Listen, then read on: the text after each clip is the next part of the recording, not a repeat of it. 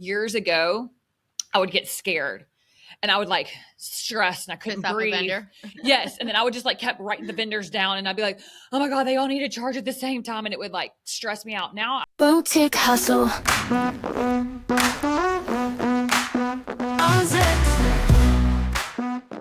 hello, everybody. I am Hannah and so happy to be here today. Sonia, so good to see you in blue. You look bomb. Thank you. Thank you. Thank you. Wearing vintage, basically me. Yes, I Had to love pull it out of the closet. So good. And the pink lips. I feel like I'm going to like neutral Nancy over here and replacing you with your bright and pink. I'm coming back strong next time. I'm bringing back the pink lipstick. I was told wear more color. You look so much better in color because I tend to own so much black, as you know. So You do. You I'm look working really on good. it. Love it. Love it. But anyway, I'm Sonia and welcome to Boutique Hustle Unzipped. Today we're going to talk about the love, the leverage, and the late deliveries we have with this industry. Love So it. we're going to get into it. Yes. And we're going to be nice to everyone. I feel like this is going to be fun between me and you, Sonia, because we may have like some debacles, you know?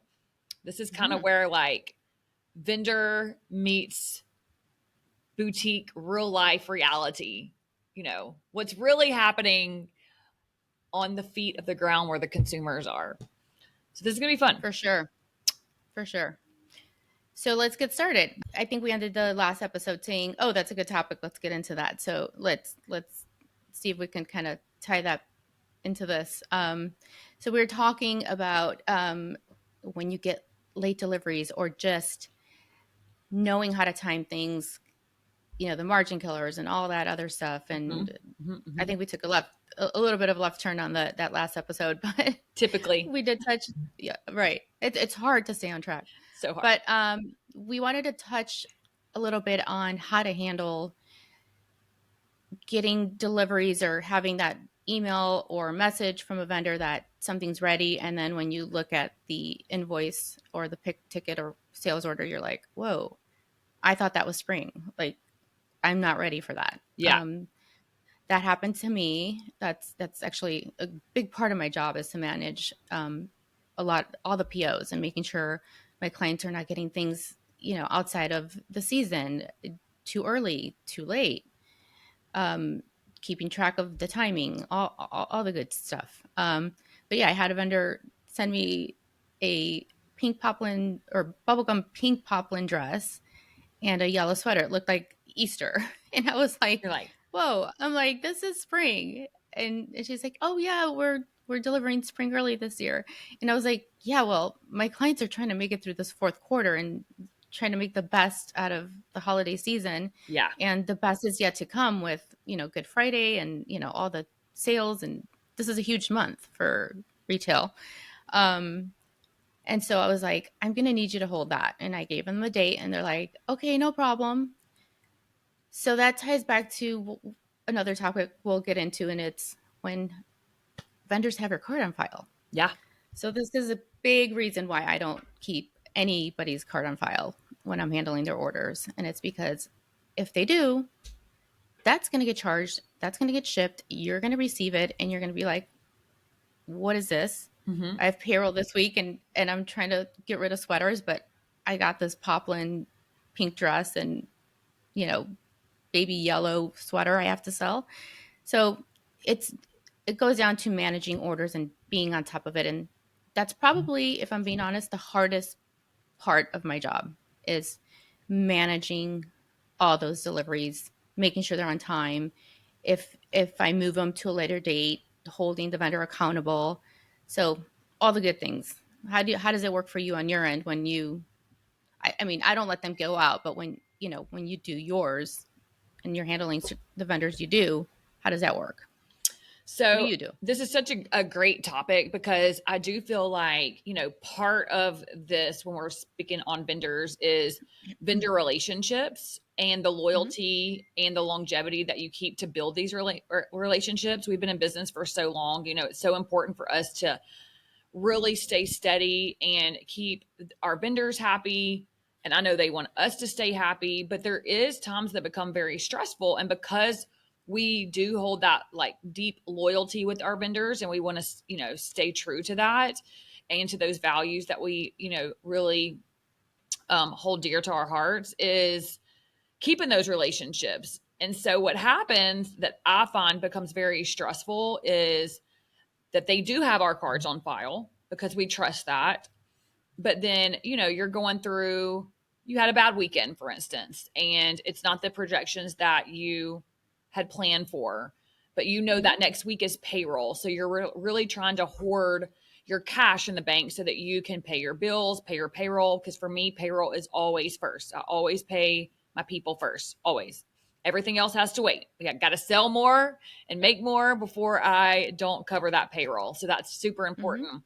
And whenever the vendors start going to town because everything's ready and on their side, and then they just start Right. charging, you kind of start feeling like you're out of control. So all of a sudden, you've built your cash flow up, and now you have your expenses coming out. It's a payroll week, then you charge more than you expected for that week, is very, very stressful. And what I Well, have, not to mention you get goods that you can't even sell at the moment. and that does happen whenever you can't be accountable for, like, that's why I have how I do it, because of why I don't do it this way. This is what does Mm-hmm. not work for me. So we have put systems into place that works better, but it does get tricky because, I don't like pissing off a vendor either. Like, hey, I'll charge on Friday, and then you're like, oh, can't charge on Friday, I'm gonna charge on Monday, oh sorry, I'm gonna charge on Wednesday, and I'm like, I promise you're on my list, I just haven't quite made it to you yet. You have to take Mm-hmm. that control back. I mean, at the end of the day, it's your business. You're the one managing your cash flow. You're the one who knows what your expenses are. You're the one who knows what your budgets are.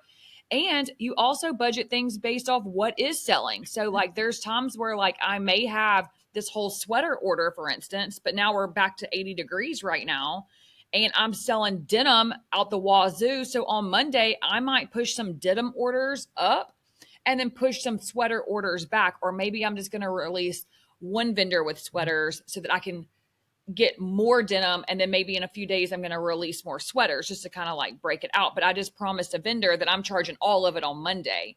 So, like, Right. that's the tricky part on my side, is like, I want to stay true to my word, and I want to stay true to what I'm telling the vendor. But at the end of the day, like, I really have to make wise decisions on what my business actually needs at that time.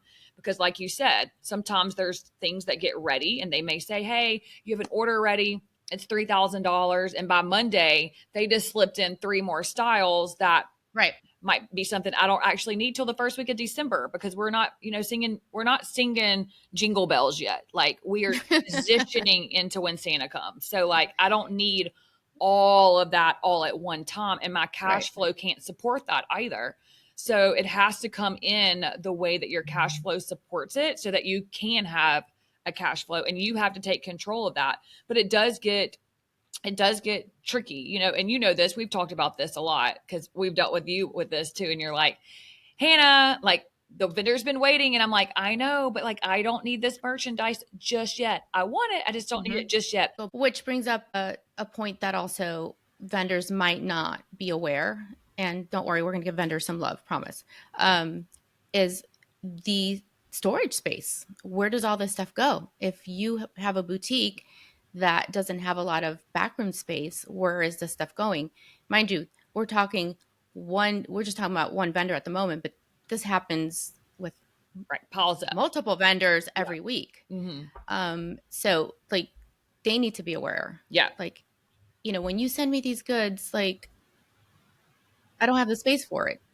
Um, so for me, something I tend to do is the way I kind of manage my POs is I usually put a tab, stick them in about a week to 2 weeks early because sometimes things come in early, and I start checking on those POs ahead of time. Hey, Right. is this still on for such and such date? Um, if they say yes, I'll check with you or whoever I'm working with and be like, hey, this is coming up. Are you going to want it? Because I tend to know who's still at 85 degrees and whatever. And if we're doing sweaters, Yes. again, I don't think this applies as much to online because I think they're running at a little bit different pace and just timetable with goods. But I will check with the vendor, and I'll want to know if there's another cut coming behind that.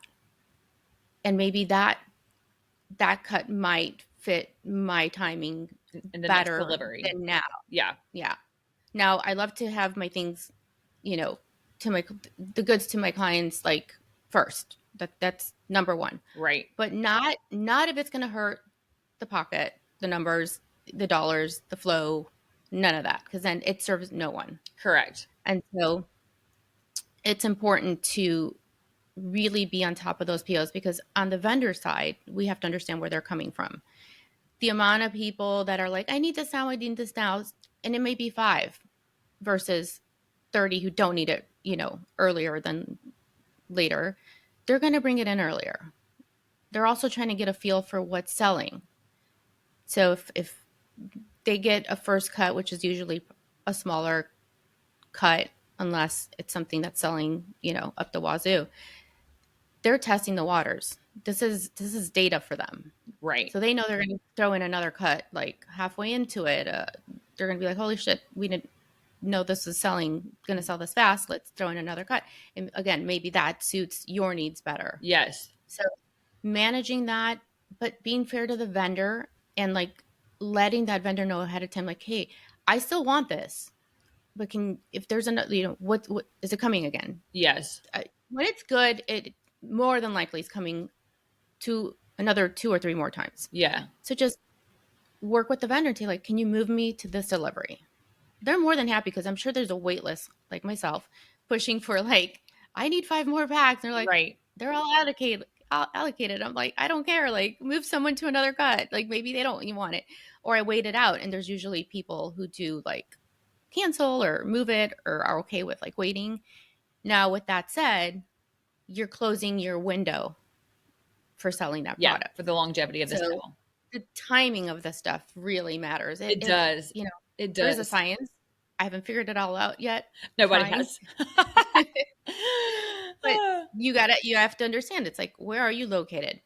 How much, what's your window for selling this? Correct. Are you going to have kind of a little bit stale merchandise by waiting too long?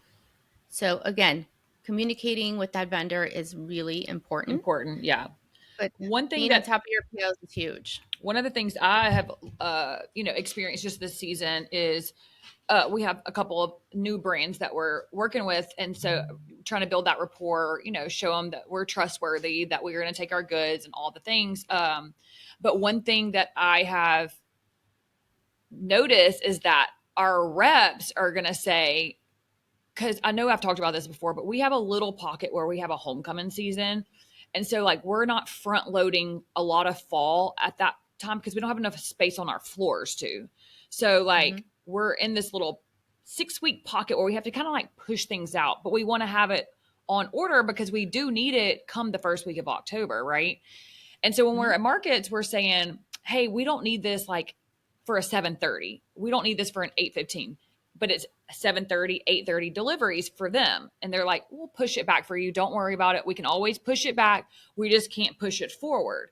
And we're like, perfect. Well, then it gets down to it. They're like, hey, your 8:30 deliveries are ready, or your 7:30s are ready, or 7:30, then 8:30. And I'm like, I'm not quite ready for these goods yet because I don't really need them on my sales floor until like the 3rd week of September or the 4th week of September or even the 1st week of October.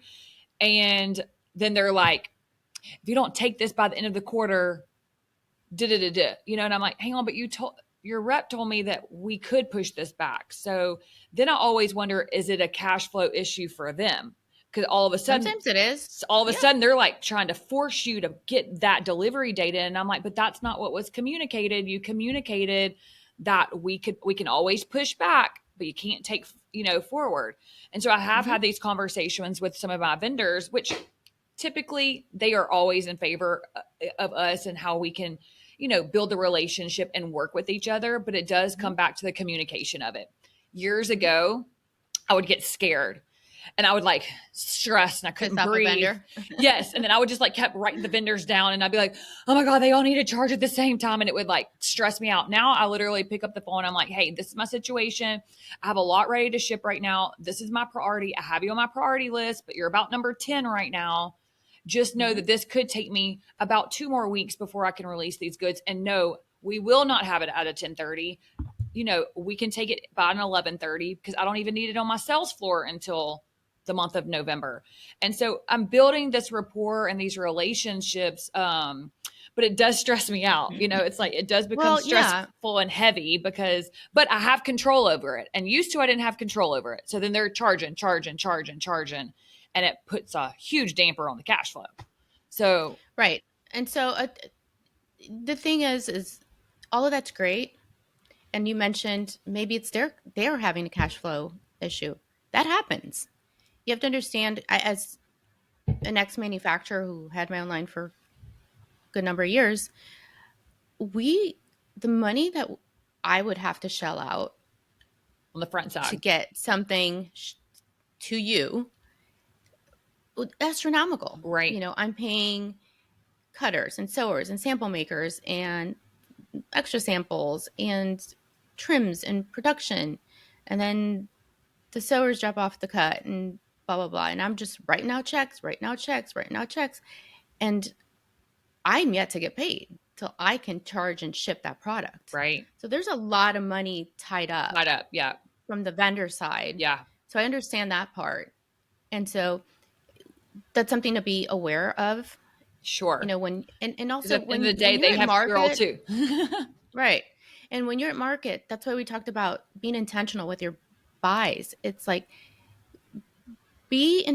truly intentional. Really think about this. Really look at the dates. If you're iffy about it, you have to be fair to the vendor and cancel it 3 weeks before.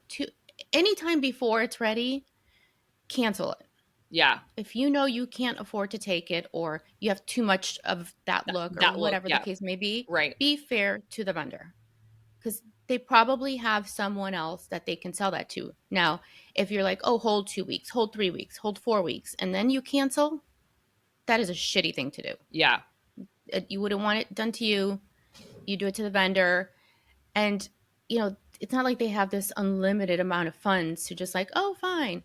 Because now their window is down to nothing to get rid of that product. And they have to eat that.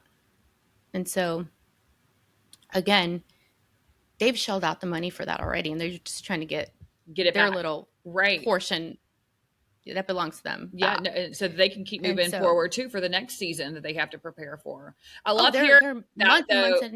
I love hearing that from your side of your side, because you do know what that looks like on the vendor side and their side of the business and the way they have to keep their cash flow going. So it is so interesting whenever, we're here running the business, but y'all are there running the business as well. And it really does have to make this like perfect, like everything has to work, everything has to work so that it keeps going around.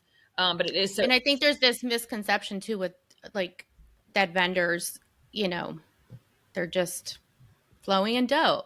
I mean, I know a good number of lines. As you know, I'm friends with so many of my vendors. They're family at this point. It's been so many years. I mean, some are actually like family. Where you just think, oh, it's just, I'm only canceling 1 or 2 packs. But you got to think that you're not the only one doing that. Yeah. It's so and so in from another boutique and another boutique and another one in Georgia and another one in Alabama and another one in Texas. And so it doesn't seem like a lot to you, but it is to them. And I think they appreciate when you approach it with kind of that from that angle that, right. Hey, I know this is not easy for you, because things do happen. But I think if you're on top of your POs, you can minimize any, I guess, breaking of trust you may have with that vendor. Right. They love when they can trust you. Right. I hear you there too. And I do think that's so important too, whenever you talk about the longevity of your vendors, and keeping them happy and excited that your company is doing business with them, instead of like, their credit card's going to decline. So I try not to work with people like that. But it happens. Like, look, it just happens, whether it's have to replace a credit card or cash flow. But I'm just replacing credit cards is a lot. I just had to replace all of mine, all of them, because of Why? fraud. Fraud. Oh, Yes. I was like, it happens a lot this time of year. it does. It's so aggravating Mm-hmm. too. So Mm-hmm. aggravating. So my suggestion with that, not the fraud part, because That does happen. there were back in the day. I cannot tell you. We would have weeks where credit cards would get hit. Like it would happen in batches, like 10 credit cards in 1 week from 10 different Oh clients. my Because gosh. as you know, I have everyone's credit card Yeah. and some are under my name to use, and they would get hit. And Target, it was $500. wild. Oh no, mine were in the thousands and thousands. I mean, Mm. 20,000, Mm. 8,000, 15,000 to like a driving service. Yeah. And I'd get these messages. I got to the bottom of one of them. I will And say, I think I gave the girl a heart attack. I a caught her. trick that I did to stay in control of my credit card is I transfer funds. I contact the vendors that I want to charge that day, and then I transfer the funds into that inventory account so that the money comes out of that one account. And whenever it's done for that day. Then I'll put more in it on my next shipping day. And then I started only doing shipments twice a week. So, because it's so much, like it's so many people coming at you. So it's like I'm only doing Mondays or Fridays. Sometimes I'll squeeze things throughout the week if it's things I like know I need on a certain date or whatever. But that has helped me with my cash flow and managing the product that I have coming in. And I get a picture. I know what is coming on that invoice. I have to have a picture before I approve any orders as well. I don't Right. do, That's what I do. When you send me a sales order or pick ticket that does not have a photo, yeah, I'm like, I need photos of photos. what you're trying to ship. Yeah. I need to see what it looks like. I need to Yes. cross it off my PO so that I know it's done, or whatever other notes I need to put. But I think you can keep. So I would say I don't distrust any vendor with my credit card. I give them all the time. I Right. text them all the time. Um, but you should probably only keep them on file with probably some trusted vendors. I think for me, it's different because I see these people on a daily basis, Yeah. and everyone has all my credit cards, Right. but they know, don't you dare charge a credit card without Without approval. me saying, yes, Yeah. okay. Yeah. I want to make sure my discount's on there. I want to make sure the quantity's right. I want to make sure the Correct. color's right. Um, I want to make sure that even though I've said deliver to Blue Star 1,000 times, I'm going to say it 1,001 times, because that one time somehow it's going to get shipped direct, and you're going to be like, since when do we do that? But you never know who's handling your order. Yeah. And then you get the oh, we were at the show and the warehouse just processed it. There was no notes on your account, but I'm going to make it now. And I'm like, pretty sure we had that conversation before. So like you need to be in control of that and make sure that it is your money, and you dictate when it gets charged, when Agree. something ships, and all the things. So there's nothing wrong with that. They need you, you need them. Like you said, it's a whole full It's a whole circle. full circle. Yeah. And I think, they're just as important and valuable as what we have going on and vice versa. So I do think that building relationships with vendors is so important. And then I think that communicating with them, I think the biggest thing is just like communicating. And sometimes we get so caught up in our day to day that it's like we kind of Mm-hmm. push it off. I'm so guilty of that as well, where it's like push it off. Because in my mind, I know, okay, this is my Friday work, this is my Monday work, but they don't know that. So it's something I'm still working on just to like make it easier. And I just feel like communication's probably the biggest thing, because then they just know. Yeah. They're not going, okay, I've emailed her 100 times and she hasn't responded back to any of my emails. Are they taking these goods? Then that puts. So words of advice, sorry to No, interrupt, you're good. is if you know you're if you get an email that something's ready, don't don't ignore it, or don't reply trying to buy yourself time. The best thing you do is you email back. I do everything, but I'm not an email person. I like to do everything over the phone. Yeah. I want to That's just what I do. Everyone knows I'm It works WhatsApp, for you. I'm phone calls. yeah, email's just like my worst nightmare. Oof, they're a lot. But just say, look, I cannot take this till the end of the week, but definitely taking it. Do not sell it, because if it's sold through, I'm gonna take it from your order. Yeah, I somebody's can taking promise that. you that. If I come in and I want 8 packs of something Right. and there's only 5 available, I can assure you, I Yeah. can convince somebody to go look at the orders that are sitting on the floor or yet to be picked at because they're waiting for payment. Right. I'm grabbing Yeah. We know you're a because I little, got money in hand. we know I'm a you're a hustler. snatcher. We know you're a Yeah. snatcher, a little product Oh snatcher. yeah. But hey, I fight for my clients. I You fight for do. what You make they sure we want, get it and all too, yeah, I try. And again, I think they don't mind doing that for me because of your relationship. I am fair and I'm fair. Yeah. Like I like to be in the middle. Yeah. I lean towards my client, but I like to be in the middle because I understand both sides. And I'm always, well, we've had many Yeah. conversations about like, hey, do you guys want this? Are you going to take this? I'm going to like, Yeah. I just need your word. Yeah. I can hold it for, I can get them to hold it for however long. I just need to know that this is Right. going to happen. And so then I put, you know, my neck on the line for it and be like, promise you won't be canceling. And I don't.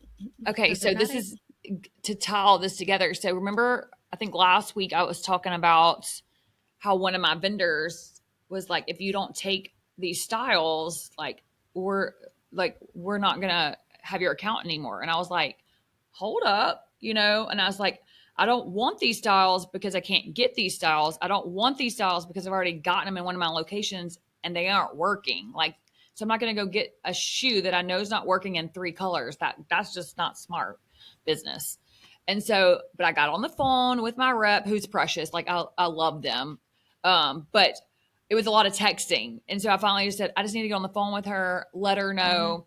She got with the company and she said, all is well in the world. So we were able to swap. Like instead of me taking those 3 shoes in the same shoe, 3 shoes, Yeah, that's another color. option. Right. Yeah, they just swapped styles with me, and I was like, "Thank you." Like I would have, if you would have just said that the first time, I wouldn't have gotten all frazzled, But Mm-hmm. but it is because I have a relationship with them, so it's just but we weren't communicating. It was an uncommunicated conversation. Once we got on the phone for literally a minute and a half, she said, "I got you, girl. Don't worry. I'm going to see what I can do." Called me right back. She said, "Absolutely, all is good." So one of your locations got it first. one of my locations got it first and it did not work. Like it just was a shoe. It's cute. I love it. But nobody else did. So, Mm-hmm. and it was, I think if I would have gotten 1 color, I could have eventually moved it, but I got it in 3 and they're not low end shoes. They're high end. There's not a lot of margin on them. So if I was going to have to put them on sale to move them out, that just was a waste of money that I could have put into something, So to make me more money. So I have a question on that. Being the size of your boutique, and I know how I've bought for you, why is it smart to put that much money into 3 colors of no, the same shoe? no, it was not smart, Because that period. I would have advised you against it. I I think would have that when said, we like, were at market, try 1 color first, right. No, and you're then right. I would place another, like, I'd place the order for the other 2 Right. and be like, I will take these then while I buy myself time to see if how well that shoe Yeah. does, and So then when we cancel or take it. it's a shoe that we would always buy, like a look we would always buy for our homecoming season. Mm-hmm. So because we've done that look before. And during homecoming season, we're selling those heels so fast. Like we're then hunting for new heels to hurry in. So I think we were trying to buy where we had plenty of stock and we were like, we know this shoe's gonna work. But then when it got down to it, just didn't. So it was like we were Mm-hmm. trying to plan ahead to be more prepared because we always feel like we're kind of underprepared in the heel department for that time of the year.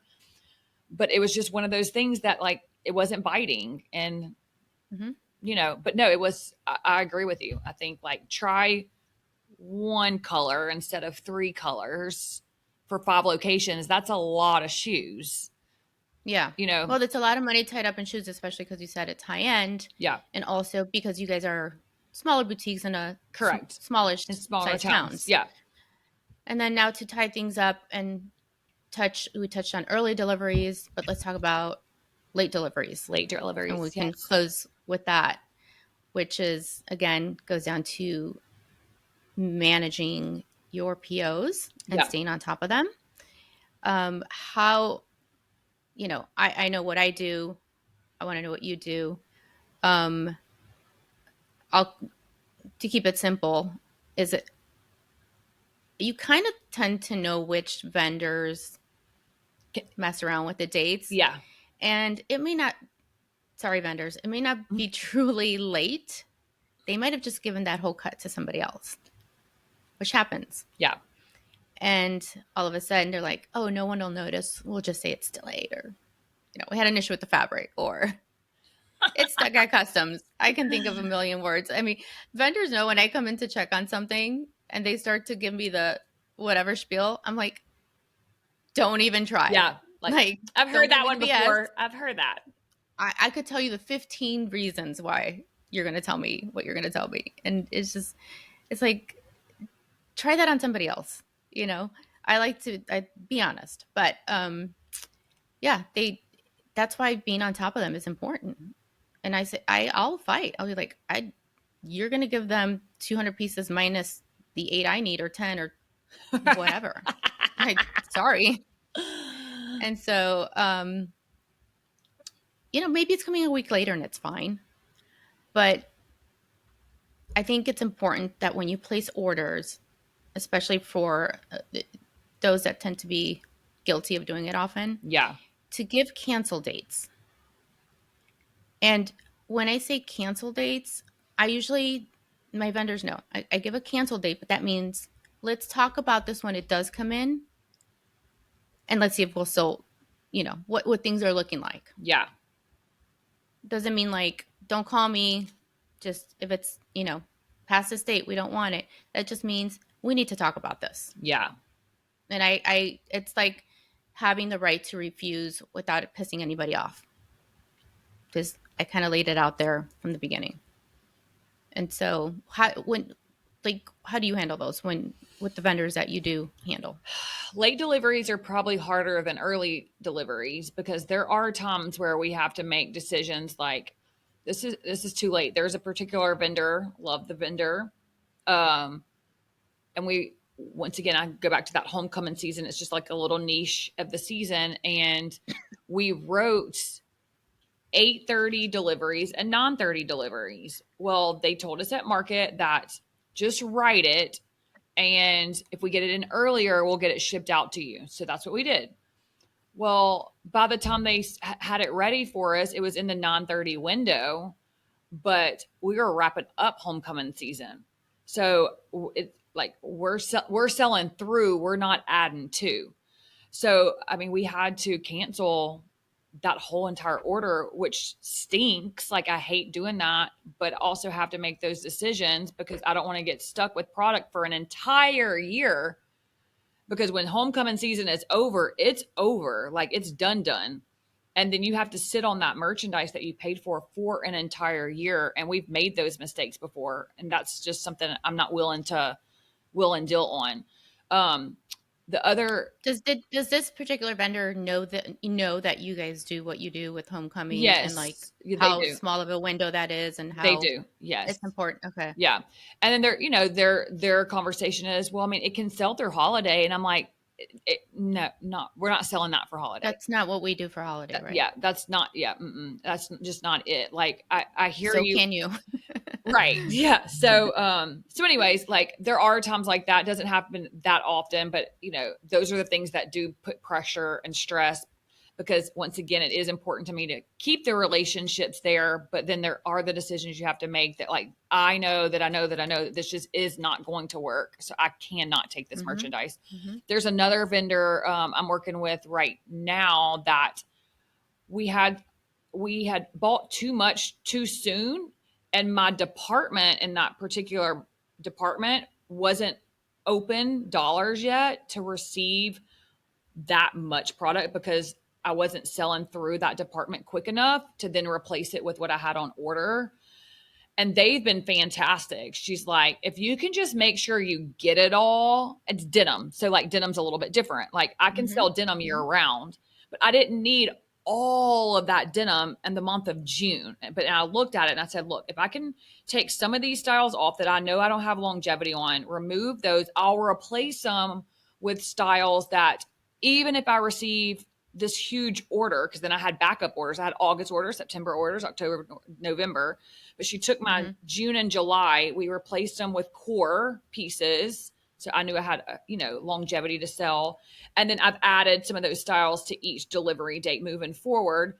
That's been a nice relationship builder because they were kind of like stressed out. They were trying to get all that denim out their warehouse because they said they didn't have enough space in their warehouse, which I thought was Mm-hmm. odd. But anyway, anyways, Oh my there's God, denim takes so much space. I can I guess imagine that it just stacks and stacks.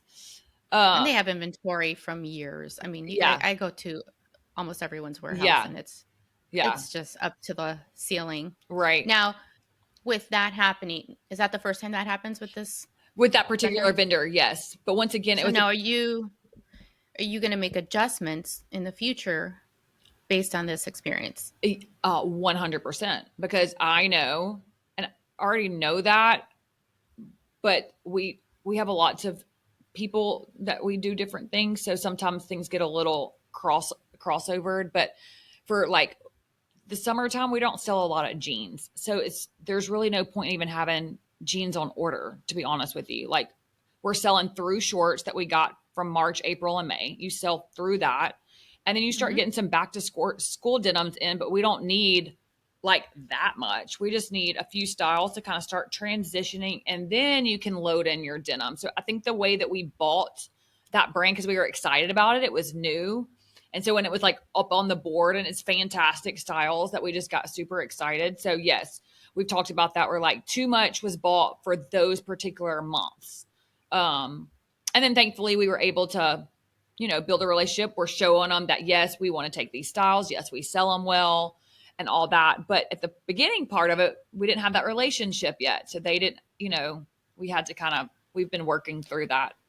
And are you working with a rep or the rep for the company? The, Like, is this rep making commission? I guess is yes, my this question. rep is making So commission. it's important for them Yeah. that they've done the work and then don't get the sale. So Yeah. something you did was you pivoted basically, and you didn't necessarily make that rep lose out on their Correct. commission. You just reworked the Re- order and the dates, and and which is and a nice elongated thing to do. Hmm. elongated the cycle of getting the goods. So then when the year ends, she still made her commissions off of our company as a whole. She just didn't get it all in those months, because I know it has Right. to ship or whatever. But But she didn't miss out on no, the right. dollars Yeah. So overall. we were able to work through that. So that's a relationship we've been able to build. And, but it is funny when they first start, they're like, hang on, they get, and then you're like, if you'll just give me some time, I promise I do want this. We need to negotiate. Like we need to Hmm. we didn't make the best decisions sitting in your showroom that day. Hmm. So, for the whole company, now certain stores, look different than other stores. We have bigger stores and smaller stores. So, but Hmm. I have to, plan things based off as a company. So, and then have to, Right.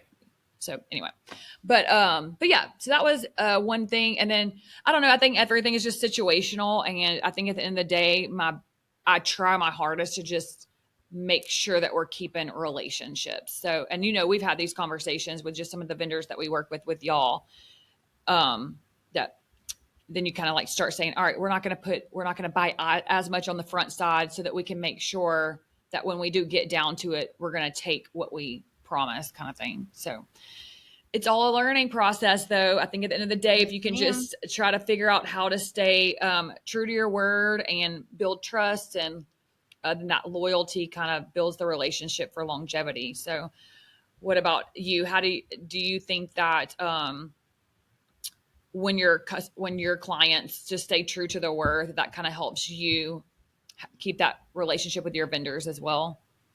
I make them. You do. This is true. Well, my job is to also, I'm a liaison for between the vendor and the client. Yeah. And obviously I lean to what's best for my client. However, again, just having these relationships with the vendors that I do and having so much inside knowledge and how things operate on the other end, I try to be aware and I try to teach my clients the importance of, like, you say you're going to do this, but if not, let's handle it again ahead of time. Let's not Yeah. wait to get that call that something's ready and say, oh, I don't want it. Like, it's not a perfect world. It doesn't happen all the time with every style, every vendor. But the more you do it, the more you're respected and you're trusted. Yeah. And trust me when I tell you, they talk to each other. Trust me when I tell you. I go to many dinners and I hang out with a lot of these Yeah. guys, and there's a lot of conversations. And if you're a repeat offender, You're being talked about at the dinner you're table. being brought up. And it does not matter how good a relationship you think you have. Uh-huh.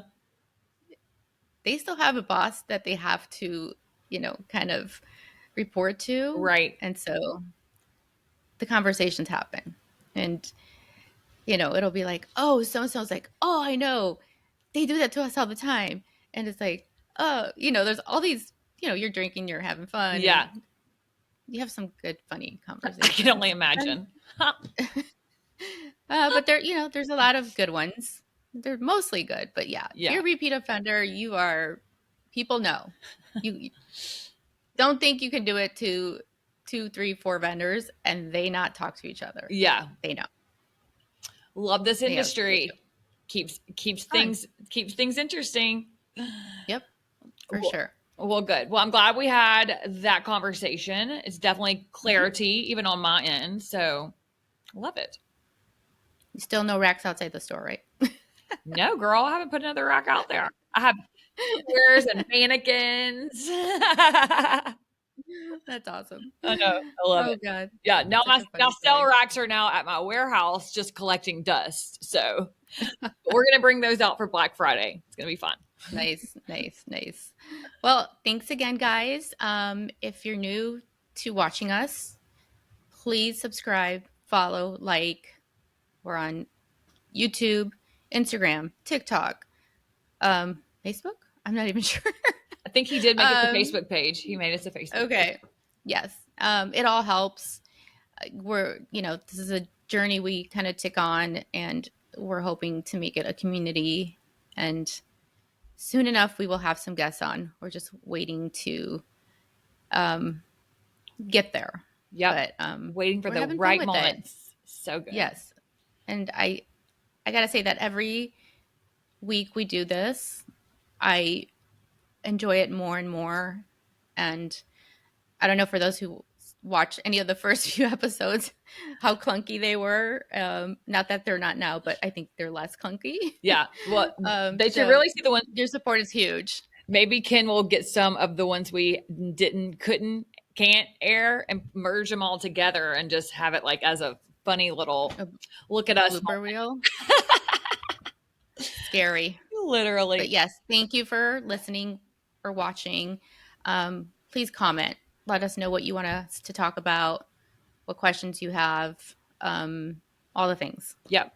Love it. Y'all have a great day. We'll see y'all next week at the Boutique Hustle Unzipped. Bye. Unzipped.